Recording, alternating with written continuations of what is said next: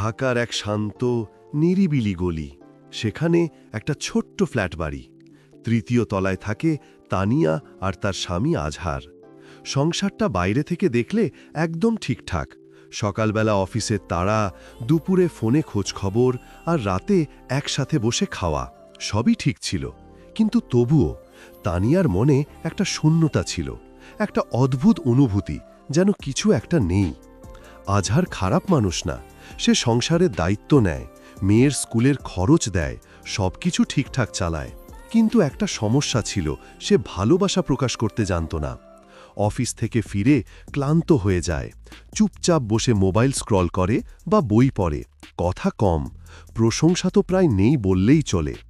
তানিনা মাঝে মাঝে আয়নার সামনে দাঁড়িয়ে ভাবে, আমি কি আর আগের মতো সুন্দর নেই? সে কি আর আমাকে ভালোবাসে না? এই প্রশ্নগুলোর উত্তর সে কখনো পায় না।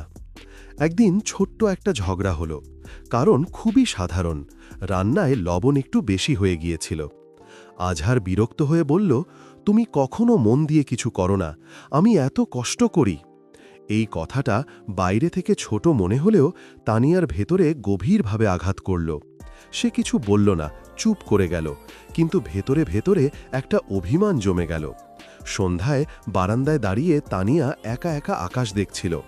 ঠিক তখনই পাশের ফ্ল্যাটের ভাড়াটিয়া হাসি বেশে দাঁড়ালো। সে হেসে বলল, মন খারাপ ভাবি?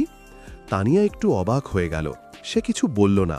তখন হাসিব আবার বলল, আপনার মতো মানুষকে কেউ কষ্ট দিতে পারে, বিশ্বাসই হয় না। এই একটাই কথা তানিয়ার ভেতরের জমে থাকা অভিমানকে হঠাৎ আরও বড় করে দিল। তার মনে হল, হ্যাঁ, আমি তো খারাপ না, তাহলে দোষটা কার? এরপর থেকে হাসিব সুযোগ পেলেই তানিয়ার সাথে কথা বলতো। মাঝে মাঝে বলতো, আপনি একা থাকেন, কষ্ট হয় না? আপনার মতো মানুষের তো সবসময় আদরে থাকার কথা। তার প্রতিটা কথাই ছিল সহানুভূতি, প্রশংসা আর এক ধরনের মায়া। তানিয়া ধীরে ধীরে টের পেল, এই কথাগুলো তার ভালো লাগছে, খুব ভালো লাগছে। কিন্তু ভেতরে একটা কণ্ঠ বারবার বলছিল, সাবধান, এটা সত্যি না, এটা ফাঁদ। রাতে বিছানায় শুয়ে তানিয়া আজহারের দিকে তাকিয়ে থাকত।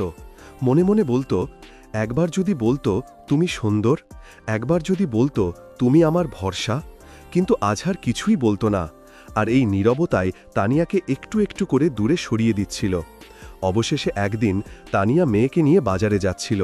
হঠাৎ রাস্তায় আজহারের এক সহকর্মীর সাথে দেখা। সে হাসি মুখে বলল, রাইট ফিঙ্গার। ভাবি, আপনার কথা তো আজহার সবসময় বলে। তানিয়া অবাক। লোকটা আবার বলল, রাইট। সে বলে, আমার বউ না থাকলে আমি কিছুই না। সে বলে, আমার মেয়ের মুখ দেখেই আমি সব কষ্ট ভুলে যাই। তানিয়া যেন বিশ্বাসই করতে পারছিল না। এই কি সেই মানুষ যে তাকে কখনো ভালো কথা বলে না? সেদিন রাতে তানিয়া আর চুপ করে থাকল না। সে সরাসরি বলল, তুমি আমাকে কখনো ভালো কিছু বলো না, সবসময় দোষ দেখাও, কিন্তু বাইরে গিয়ে আমার প্রশংসা করো কেন?